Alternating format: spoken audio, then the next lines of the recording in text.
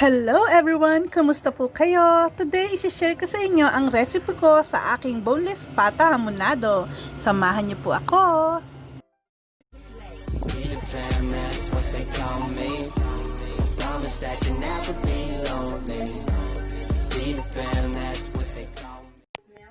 For this recipe, I've used 1 kilogram of boneless leg or pata.